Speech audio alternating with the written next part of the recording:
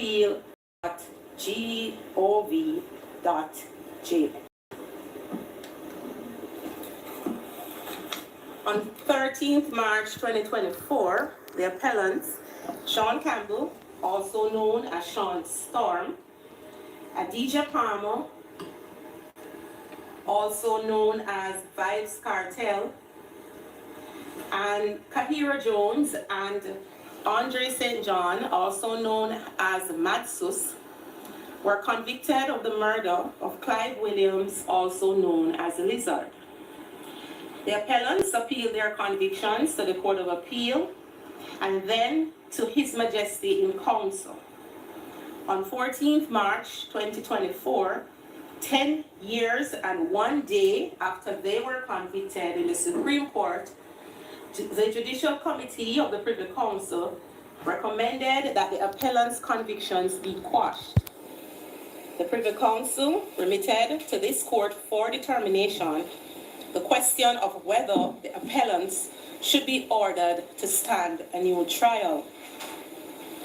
Over 6 days, the court comprising Judges of Appeal McDonald Bishop, P. Williams, and D. Fraser heard arguments by counsel for the appellants on the Crown on that question. The court has considered counsel's written and oral arguments, as well as the authorities and evidence filed by both sides, and has arrived at a unanimous decision. For a fulsome appreciation of the question remitted to this court for determination, and the court's resolution of the issues and sub-issues raised by the parties relative to that question, an abbreviated summary of the background is provided. The allegations in the court below were that the deceased and Lamar Chow, the prosecution's sole eyewitness, had been given 2 unlicensed firearms belonging to Palmer for safekeeping. The appellant Palmer gave Lamar Chow and the deceased a deadline of 8:00 p.m. on 14th August 2011 to return them, with which they failed to comply. As a consequence, Lamar Chow and the deceased were summoned by the appellant Campbell to the appellant Palmer's house at Swallowfield Avenue, Havendale, which we call the Swallowfield premises. They went there by taxi on 16th August 2011, accompanied by Campbell, and on arrival were met by the appellants Palmer, Jones, and St. John. The appellant Palmer asked what plans Lamar Chow and the deceased had for replacing the firearms, to which the deceased replied that he would replace them. They were then both attacked, after which Chow saw the deceased lying motionless on the ground, with the appellant Jones bending over him. Lamar Chow escaped, but the deceased was never seen again, and calls to his mobile phone went unanswered. A team of police officers went to the Swallowfield premises to investigate the alleged homicide. They noticed that the house smelled of disinfectant. When the police returned to the premises on a subsequent visit, they found that the entire interior of the house had been destroyed by a fire. On a further police visit, it was discovered that the rear of the house had been demolished. The police dug at the premises but did not find anything of significance to their investigations. The appellants were taken into custody on 30th September 2011 and subsequently charged for the deceased's murder. They have been detained ever since. The appellants were tried in the Home Circuit Court before Justice Campbell, the trial judge, sitting with a jury. The trial lasted 64 days. During the course of the trial, there were 3 incidents involving the jurors. The first and second incidents are not relevant to these proceedings and will therefore not be discussed. It suffices to state that after the second incident, the jury panel was reduced to 11 members. The third jury incident came to light on 13 March 2014, the last day of the trial judge's summing up of the case to the jury. Following the report of possible jury misconduct, the trial judge convened a hearing in chambers and informed counsel on both sides that he had been made aware that a juror, who we call Juror X, attempted to bribe another member of the jury with an offer of $500,000 to decide the case in a particular way. The trial judge and counsel on both sides questioned the forewoman of the jury in chambers.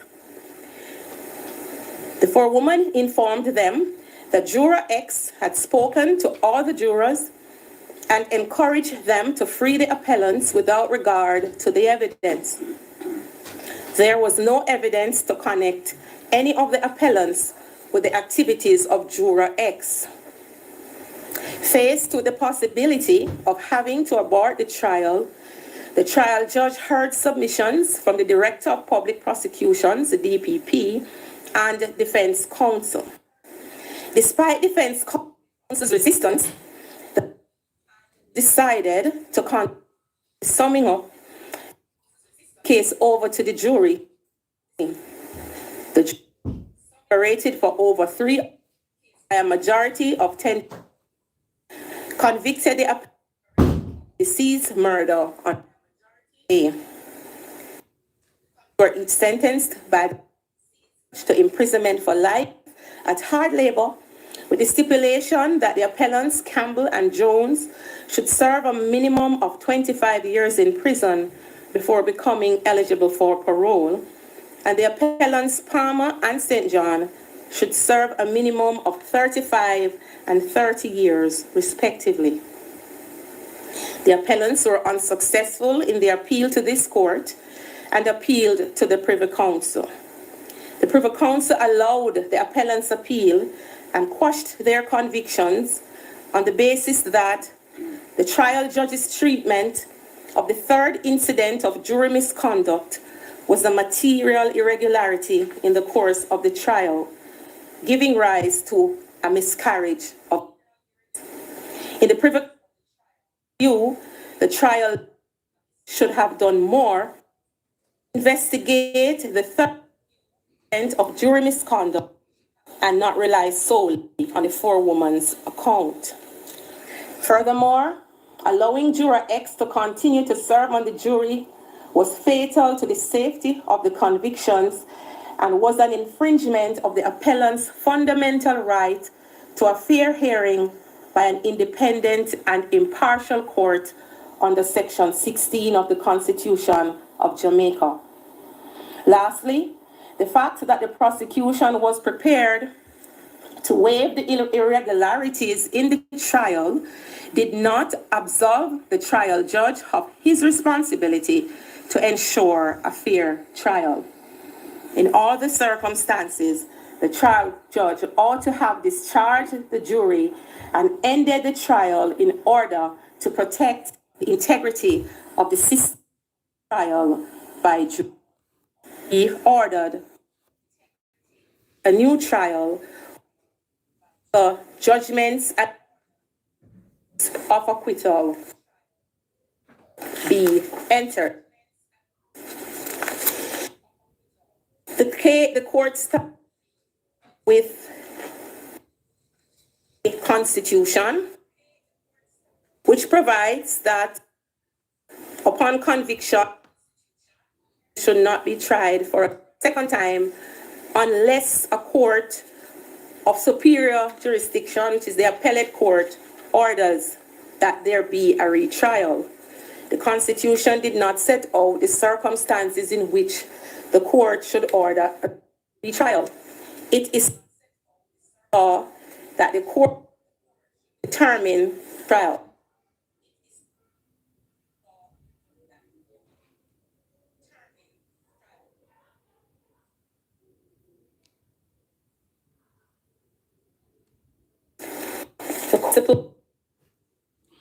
The question of a new trial, which was set out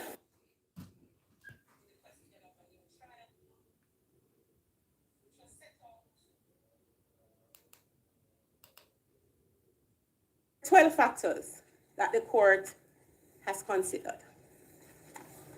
The seriousness and prevalence of the offense, that's one. 2, the strength of the prosecution's case. 3, the availability of the prosecution's witnesses and exhibits. 4, the availability of the defense witnesses. 5, delay and whether a retrial can be facilitated within a reasonable time. 6, the time, financial costs, expense, and impact on the court's resources of a new trial if one is ordered. 7, the ordeal to be faced by the appellants if a new trial is ordered. 8, the impact of prejudicial publicity on the fairness of a new trial if ordered. 9, whether the new trial would give the prosecution an unfair advantage. 10, changes in the Jury Act. 11, potential legislative changes in the sentence for murder. 12, the possibility of prejudice arising from the mandatory minimum sentence and minimum term before eligibility for parole. We have considered all the factors governing the court's determination of whether a new trial should be ordered, and have given due regard to all the material, submissions, and evidence presented by the appellants and the Crown. We commence by stating that the egregious nature and seriousness of the offense in this case is beyond argument. So too is the prevalence of the offense of murder in Jamaica. We make bold to say that the features of this case bear every hallmark of a deliberate attack on and barefaced defiance of law and order, involving allegations of transactions relating to illegal firearms, a killing in respect of which the body of the deceased has not been recovered, or should we say an alleged killing in which the body of the deceased has not been recovered, and interference with a crime scene while it was under the control of the police. The court is therefore satisfied that the nature, seriousness, and prevalence of the alleged offense in this case are powerful factors that weigh in favor of a retrial. The court, however, finds that there are several equally powerful factors which, when against ordering a new trial. In summary, these factors are the insufficient and inadequate account by the prosecution for the availability of its witnesses and trial exhibits. Witnesses and trial exhibits relied upon by the appellants, which tended to support their defense at their first trial, are now unavailable or cannot be accounted for. 3, the appellant's trial in the Supreme Court was complex, lasting 64 days, and utilized a significant share of the court and the appellant's resources.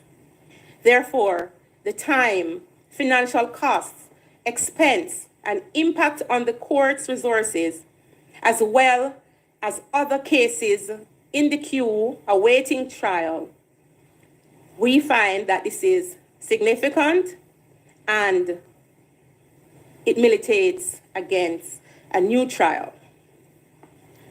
4, the psychological, financial, and medical effect that a new trial would likely have on the appellants who have already spent 13 years in custody, which is demonstrated by medical and other affidavit evidence. We look at the medical problems relating to the appellant Palmer, which came through medical reports that stand unchallenged by the Crown and therefore speak to declining health in the penal institution. The court looks at the lapse of time between the commission of the alleged offense and the likely time in which a new trial would take place, which would, in our estimation, be at least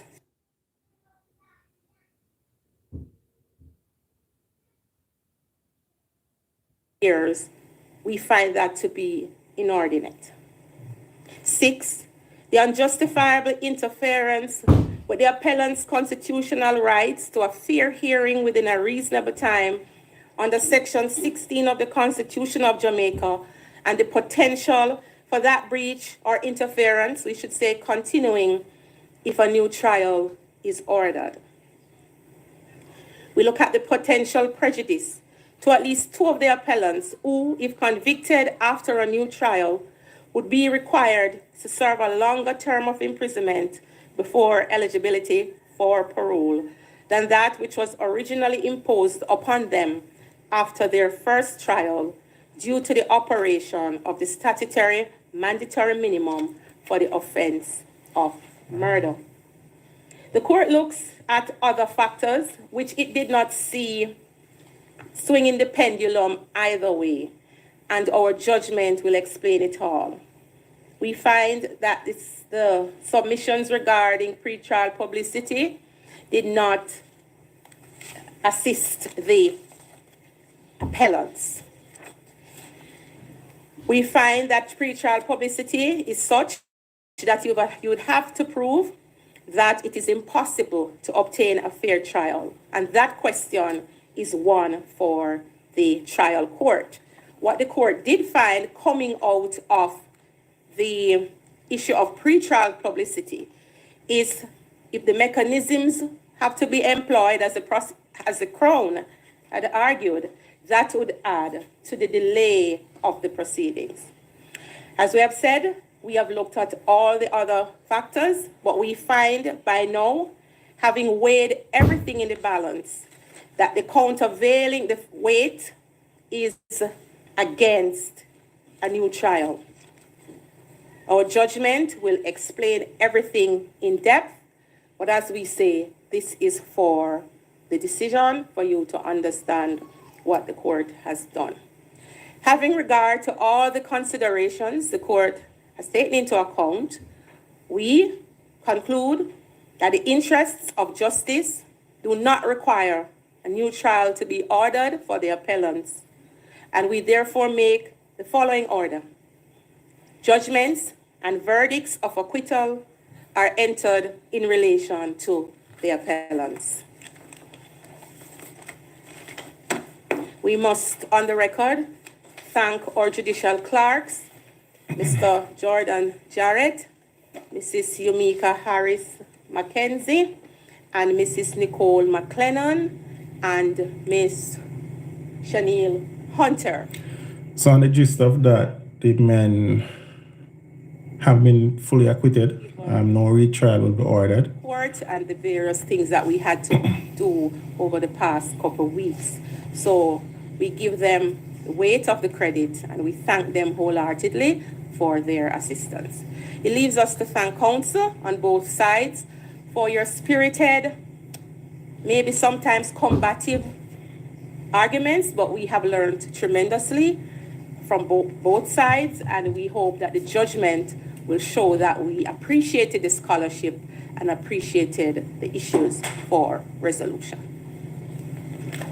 So that is it. The appellants are freed.